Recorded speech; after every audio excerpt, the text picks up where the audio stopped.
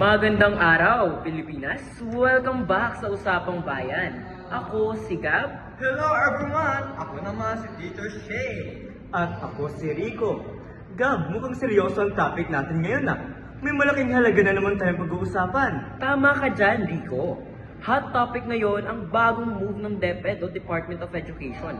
Naglalaan sila ng 131 million para sa literacy boost ng bansa. Ang tawag nila dito ay Bayang Bumabasa Initiative. Teka, 131 million? Malaking pera yan Pero alam naman natin na libo-libo ang school sa Pilipinas. Paano pagkakasyahin yan? Tigil 5 piso ba ang bawat estudyante? Naku Rico, hindi ganyan. Ang maganda sa programang ito, targeted siya. Ang 131 million na yan ay para sa 131 priority schools lamang. Okay. So tigi 1 million bawat school. Not bad. Pero paano pinili ang 131 na yan? Baka naman palakasan system na naman yan. Good question. Base sa reports, hindi ito random. Ginamit nila ang data mula sa Comprehensive Rapid Literacy Assessment o CRLA ng school year 2024 to 2025. Ibig sabihin, ito yung mga eskwelahan na talagang kulelat sa reading scores at nangangailangan ng agarang tulong. At dagdag ko lang yung mga schools na to kalat sa buong Pilipinas. Meron sa mga bundok, meron sa coastal areas. Halimbawa, may recipients sa Cagayan, Cagayan sa norte. Meron din sa San Jose, Cebu at sa Samar. At sa Panimbang Sultan Kudarat sa Mindanao. Talagang geographically isolated and disadvantaged areas of GIDA ang marami sa kanila. Okay, that's fair. Kung data-driven naman pala. Pero Teacher Joe, bilang ikaw ang maalam sa classroom, ano bang gagawin ng isang school sa 1 million pesos? Bibili lang ba yan ng libro? Tapos itatambak sa library? Yan ang pinakagusto ko sa balitang ito, Rico. Sabi ni Secretary Angara, hindi ito top-down approach. Ibig sabihin, hindi taga-central office sa Manila ang magdidikta kung anong bibili. Yes, ang school mismo ang magde-decide base sa kanilang literacy improvement plan. Exactly! So kung kailangan nila ng reading book na may carpet at beanbags para ganahan magbasa ang mga bata, pwede yun.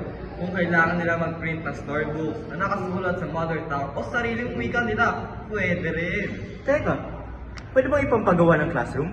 Ang focus nito ay literacy materials at interventions, Rico.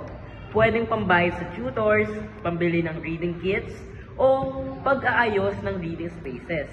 Kasi, di ba, aanin mo ang classroom kung hindi naman marunong bumasa ang estudyante.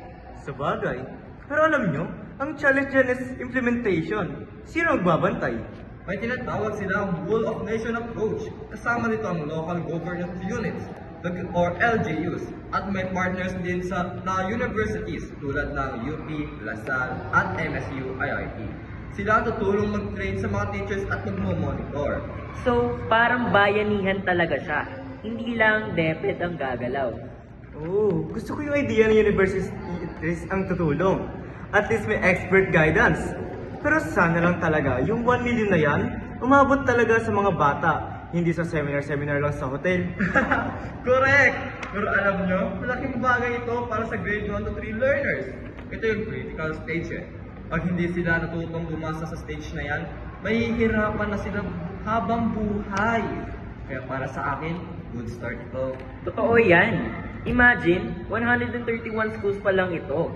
Kung magiging successful ito, pwedeng gayahin ng ibang mga schools sa susunod na taon.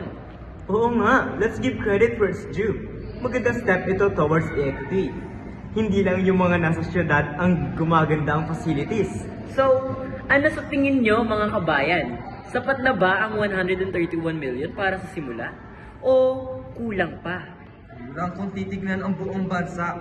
Pero malaking tulong para sa 131 sa komunidad na madalas napapabayaan. Agree. Bantayan na lang natin ang resulta. Show us the readers! At yan ang aabangan natin. Para sa update sa Bagong Bayan na Bumabasa Initiative, tumutok lamang sa aming social media pages. Sa mga teachers at parents sa 131 priority schools, good luck po at sulitin ang pondo para sa mga bata. At huwag kalimutan magligo dito maayos. Si Rico talaga. Hanggang sa muli, ito ang Usapang Bayan. Paalam!